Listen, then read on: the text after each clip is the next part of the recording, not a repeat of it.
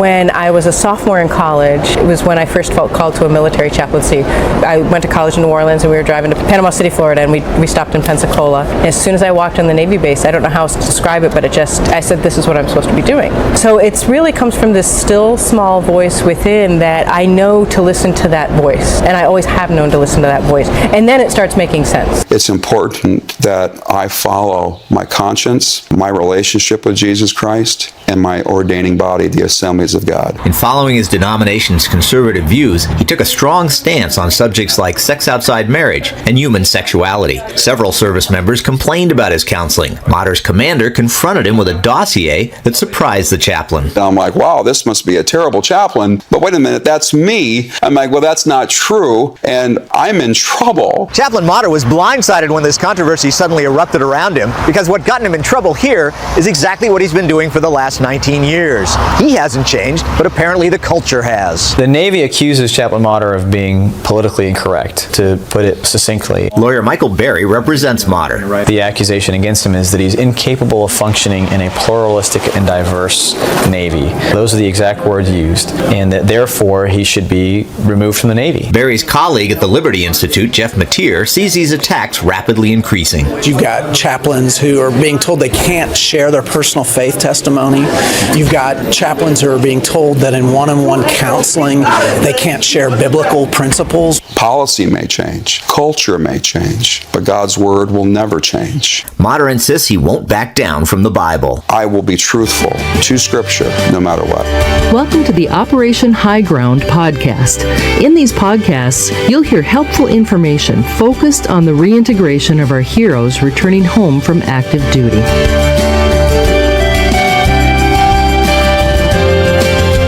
Here now is Executive Director Rick Norling. Welcome back. On our last segment, we were able to talk a little bit to Phil Wright. He's the Executive Director of CALL, the Chaplain Alliance for Religious Liberty. He's also the endorser for the Evangelical Free Church of America. But in our last conversation, Phil was able to share a very emotional piece. But again, Phil, tell us what a chaplain is. The chaplain, for me, I had to be three things at once as a military chaplain. I wasn't just a pastor in military clothing. I was a soldier, a professional soldier, so I had to understand a lot of that. Even though I'm a non-combatant, I still had to understand how to wear my uniform correctly. I still had to understand basic rules and regulations, what was right, what was wrong. I had to understand the norms, customs, and traditions of my unit. I couldn't ignore that, because then I wouldn't be seen as part of the unit. So that's one aspect as a soldier. I'm also a professional Army officer, and that responsibility is not just to bring to the table the sacred text or knowledge of the sacred text, but I also had to understand what the commander had to know and what the commander was being looked at in terms of one level up or two levels down. I had to know what the joint operating concept was, or the Army capstone concept, or the Army operating concept, or the Army functional concept. I mean, each of those is 100 pages of the driest reading in the world. But if you didn't know that, you didn't know what your commander had to kind of understand, obviously more than you did, why would that commander ever come to you for advice? Especially if they didn't care about the sacred text to begin with. And then obviously finally the third thing I had to be was that chaplain / pastor / religious counselor. You were 28 years in the Army. You were a Ranger. You achieved the rank of 06 or Colonel. You had to drill regularly with the men, did you not? Well, it's an everyday occurrence. When you're on active duty, it's kind of 24/7. You're there. They don't have another one. There isn't a bench. The chaplaincy has basic end strength. They get so much money for so many slots, and so they try to divvy up the chaplains to the basic units, of course, between leave, hospital, and prison time, because chaplains do get in trouble. Some unit is going to go without, but generally, if there's a authorization and money for that authorization, then there is a face in that unit for that chaplain, and you are there to take care of the religious needs of those individuals that you serve, because of their duty, they can't go to their first church on the block or their synagogue or their other place of worship, and so you're there to provide that opportunity for them, and that's why it's constitutional, and that's why Congress pays for it, and that's why chaplains are there, and it's not an issue of the establishment clause where you're establishing religion. We were talking earlier, and you said that there are 3 major points to being a chaplain. Well, I said you had to be, for me, in the Army, and you can make the transference if you're in the Air Force or Navy. And by the way, the Navy provides chaplains for the Navy, the Marine Corps, and the Coast Guard. But as an Army chaplain, I had to be a soldier, I had to be a professional Army officer, and then I could be a chaplain. And normally, the way things were these days, or when I served, if you didn't get the first 2 right, you didn't get a chance to do the third because you had no credibility. And then as a chaplain, you want to nurture the living, you want to care for the wounded, and you want to honor the fallen. And that kind of sums up what you do. So when you were in the chief's office, you changed that from, it used to be honor the dead. It just was something I heard that just never set right. Honor the dead.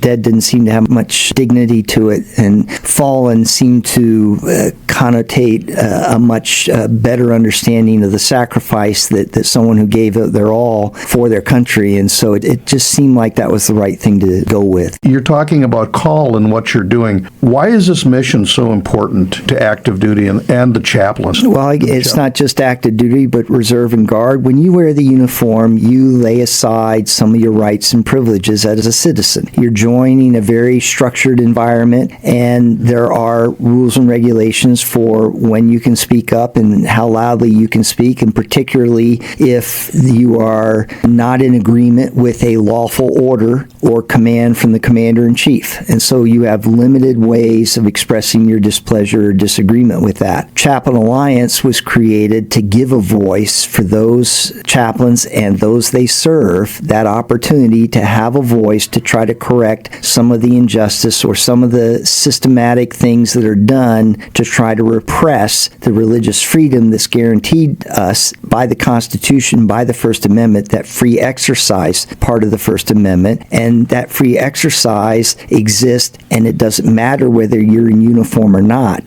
That's not what it's based on. So there had to be a way to try to help those that are somewhat restricted get justice if their free exercise was being restricted or denied. So in other words, that term may be a lobbyist. It is, in a sense. And I mean, but it's a lobbyist with credibility, because I have 2/3 of the 5,500 chaplains. I have endorsers that can reach out and touch them. I probably understand what's going on in that operational footprint, and I can go tell legislators or decision makers in Department of Defense, this might be what you intended, but this is what's actually happening, ground truth, and I give this to them, and I'm not screaming that the sky is falling. I'm actually basing it on good knowledge of what's happening where it counts. And so I can go lobby them to say this policy is helping religious liberty, or this policy or legislation is hurting religious liberty, and this is what's happening, and Congress doesn't have a way to find that out in a timely fashion like I do. So let me get this clear in my head. Chaplain Alliance for Religious Liberty is not just to protect the chaplains and their ability to present what they're doing, but it's also to protect the troops, to be able to support their religious beliefs and how they can get the help that they need on different areas. Is that correct? Their leaders, their non-commissioned leaders, and the enlisted, it represents all of them. And again, they sometimes are restricted in what they can say, where they can say, when they can say it. And they certainly, if they're downrange, obviously overseas somewhere, they can't be in Washington when a particular policy or piece of legislation is being written, but I can as their representative. And so I go to the Hill or to Department of Defense and try to present ground truth, and then hope that they'll make the right decision. But by my presence and by my being able to say this is ground truth, not that the sky is falling or the world is going to end, have enough credibility that they listen, and then we're able to have legislation created or that helps us, or we shut down legislation that might have hurt religious liberty. Faith is part of the DNA of the warrior ethos, and faith is what gets you through the horrors of combat. A study of World War II vets found what made them stand and fight. It was faith. It was prayer. That's what got them through. In wartime situation, I can tell you that there are a lot of people calling upon the name of God and Jesus Christ. That has remained very much part of our warrior ethos up until very recently.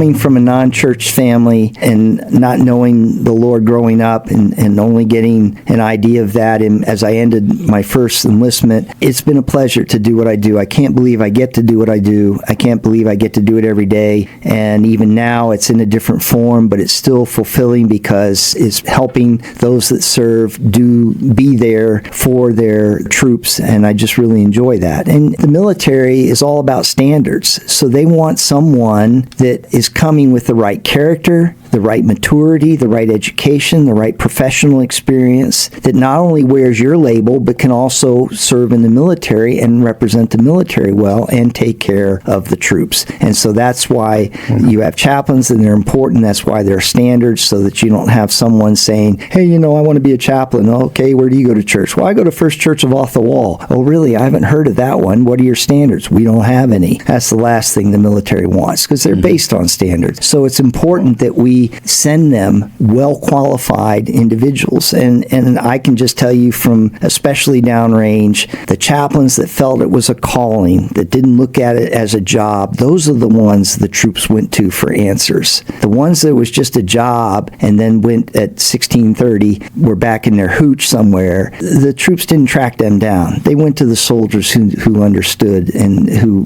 went at it as if it was everything to them. Well, you mentioned that they're looking for a level of maturity in their chaplains. Certainly that's a big area, but you've got two situations, and I can understand it would take more than maturity to be able to navigate and to serve two masters, being the military organization, or the machine, if you will, and the Lord. Well, you go into that understanding that you're going to obey the Lord, and you're going to obey the lawful commands of those appointed over you, that your allegiance is to the Constitution, not to a person when you serve. But again, there's a responsibility on your part to recognize an illegal order or an unlawful order and to not obey. And obviously, if you are asked to do something that's against your conscience, against what you understand that the Bible teaches, then you must have the physical courage to stand there and not obey what you've been instructed to do. And of course, that carries consequences. You might not have a career. What do you see the future holding for the chaplains and for our military? Well, I think the chaplains are going to face some of the same situations that pastors and other religious leaders are going to face, and that's what is the appropriate conduct, what is appropriate behavior, what is the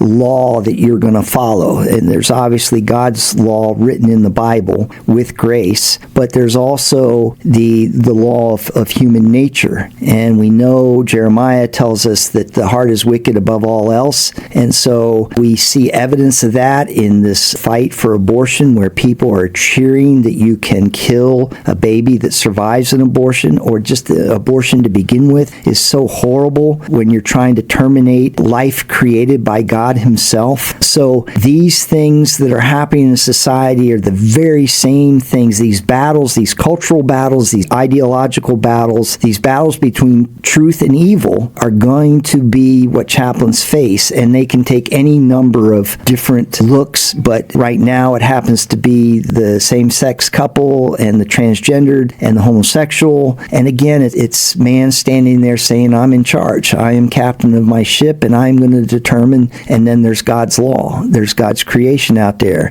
And of course, those folks that want to violate that think the Bible is a book of don'ts, and yet it's a book of do's. And Christ Himself, He said, I came that they might have life and have it abundantly. And so any battle, any cultural challenge that is out there in the civilian world, because the military is just a cross-section of that, are the same kinds of challenges that chaplains are going to find, especially if they adhere to a biblical faith and biblical instruction in terms of their worldview. You mentioned earlier that under the last administration, certainly that's where call was initiated because of the needs and some of the religious liberty that was under attack, and it still is under attack today. How does that relate to suicide? Because about the same time, the suicide rate started to climb. Am I wrong on that? Well, there is a little bit of a correlation there, but again, suicide, the government, Department of Defense has run over 2,200 different suicide prevention programs. The VA has run 1,100, and unfortunately, the success rate of those programs is horrible. We're losing 20 a day in our veteran community, again, which is actually 16.4 veterans and 3.6 active duty. There is a program out there by researchers who are not religious, but from Harvard and from Duke, who are well recognized in the medical community, that are saying that there is a spiritual connection to the success of suicide prevention.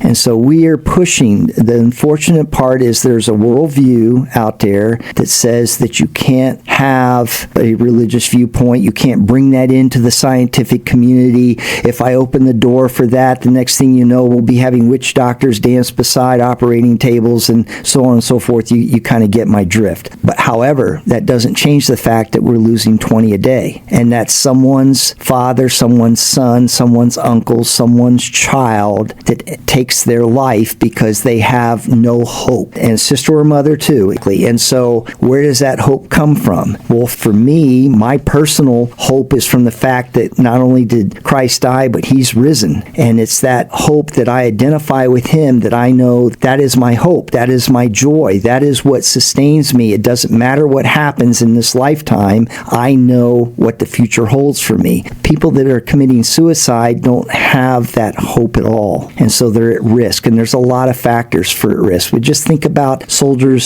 sailors, airmen, Marines that are discharged with bad paper. That haunts them their whole life. That's a huge risk factor in our veterans committing suicide. Suicide is horrible, no matter who is doing it. It's the 10th leading cause of death in our nation, but it's just killing our veterans. And so there has to be an answer, and these gentlemen from Duke and Harvard, these medical doctors who are not religious, have found that there is a spiritual connection with the success of a suicide program, and we're hoping that they can continue to push DOD to start looking into this success, because from what I understand, the folks that have followed these kinds of programs have not had any losses. That is so huge. None? No losses? As far as I just went to a brief in D.C. where one of the gentlemen presented, and he said that the success rate is unbelievable. And so again, it's this battle of good and evil. It's this battle of worldview. Where are you placing your hope?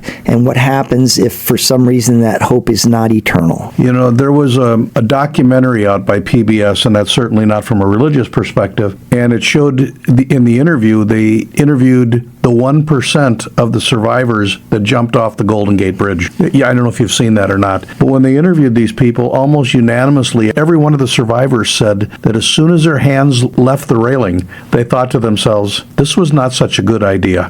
I really want to live. Again, suicide is tragically a permanent solution to a temporary problem. And if that's the case, if everybody's thinking in a very short period of time that that was a mistake, that would really add to your spiritual element that you're talking about. That's, I'm sure, that the Harvard and the Yale people are looking at. It would fit right into what you're saying. Well, there's a Presbyterian pastor that wrote a book called Long Obedience in the Same Direction, and he was talking about society wanting instant gratification. And that's kind of what you're seeing. If someone doesn't get what they want, they descend into this spiral downwards and they have no hope, and then suicide becomes an option because they've listened to the media. Society says you should have this and you should have it now, and obviously they look at themselves, I don't have it, and I certainly don't have it now. And what's the solution for that? What's the hope that is there? And again, it's a battle of worldviews. You either have a biblical eternal worldview that gives you hope and sustains you even through changing circumstances, or you don't. And if you don't, you can be susceptible to something like suicide. Now, I understand there are people with an eternal value, eternal worldview that do commit suicide, but those don't number anywhere near the others that are unfortunately dying this way.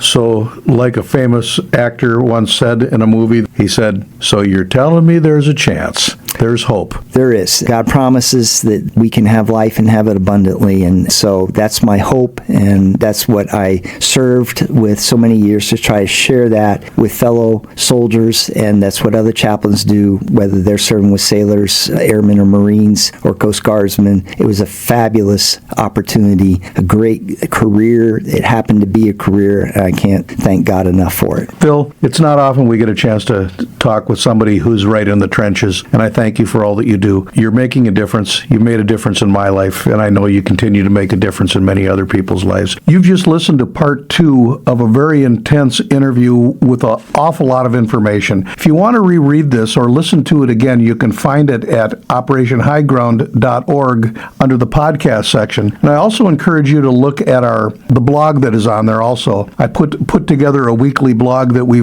are sending out, and part of our mission statement says that we will augment the services of other nonprofits. And what we will do through that area is we will take people who are making a difference, and we will add to this corporate gumbo, if you will, of information that needs to be sorted out and put together so you're able to find out who really is doing something and who's just talking about it. We want to bring this to your attention so you have it, so you have the tools that you can step forward and you can do something in your community to be able to help our heroes, and not to forget their families who also have sacrificed a great deal. Thank you for listening. We appreciate you. If you want to get a hold of Phil, our website at www.operationhighground.org, and it's on the resource page. It's the Chaplain Alliance for Religious Liberty, or the acronym of CALL, C-A-L-L, and you'll be able to get a hold of Phil at that point. He's something really special, and I hope you've learned near as much as I have out of this. Every time I talk to him, it's something better. Phil, thank you, and God bless. Rick, thank you.